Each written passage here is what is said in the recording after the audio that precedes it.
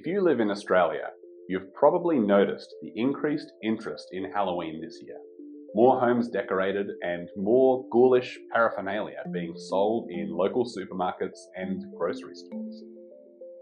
Australian market research company Roy Morgan anticipated more than 1 in 5 people would be taking to the streets in costume or decorating their homes for this year's Halloween. They anticipated that the average person would be spending $103 on Halloween, up 11% over 2024. Why? It isn't like Australia is attached to the history of Halloween.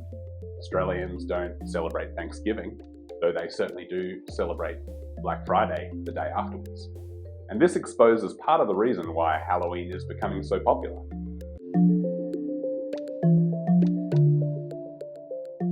For companies, both Halloween and Black Friday are big potential earners, as are Christmas and Easter. Hence the heavy lean towards materialism, gifts, lollies, decorations, and of course all those sales. And Australians are quite literally buying into it. But have you stopped to consider if you should? Is Halloween just a harmless chance to dress up and eat some lollies? Is Christmas just a time for family? You might even argue that the latter is an important part of the Christian calendar. The Christian Bible commands us in 1 Thessalonians 5 verse 21 to prove all things, hold fast to that which is good. Can we prove Christmas, Easter, and Halloween in the Bible? If not, we could find ourselves holding fast to something that is not good, but is actually pagan. What holidays or holy days should Christians observe?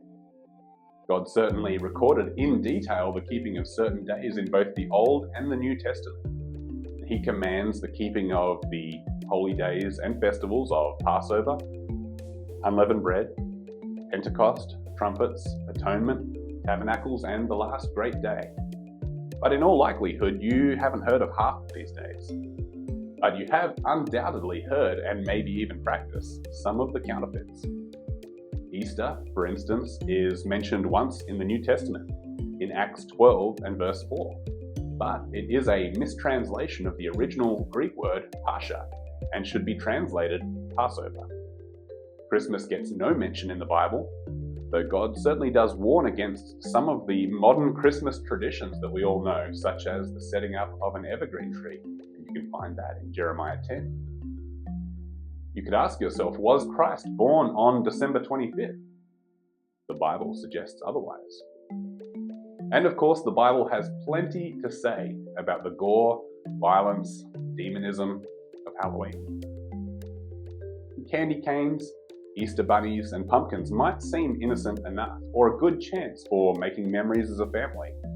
In fact, many people are aware of the pagan origins of these days, but they figure the keeping of them makes no difference to their religion. It's innocent, fun even. But God doesn't take such customs lightly, and neither should we. If you would like more of the biblical perspective on these festivals and what God expects when it comes to their observance, well then consider starting with our free booklet, Pagan Holidays or God's Holy Days, which? And a link for this book will be provided in the show notes below.